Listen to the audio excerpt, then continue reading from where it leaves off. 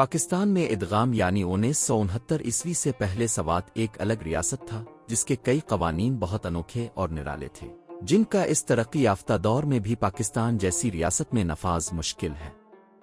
مثال کے طور پر 20 ستمبر 1959 کو والی سوات کے دفتر سے جاری ہونے والا فرمان ملاحظہ ہو، جس میں نابالغ بچوں کو نشے کی لت سے دور رکھنے کی مخلصانہ کوشش واضح طور پر دکھائی دیتی ہے۔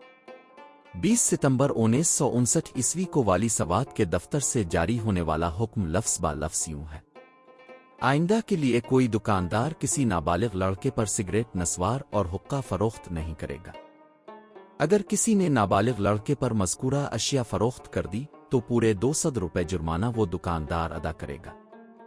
اگر کسی نے نابالغ لڑکے کو سگریٹ، نسوار اور حقہ پیتے ہوئے دیکھا تو اس لڑکے کو 2 تھپڑ مار سکتا ہے۔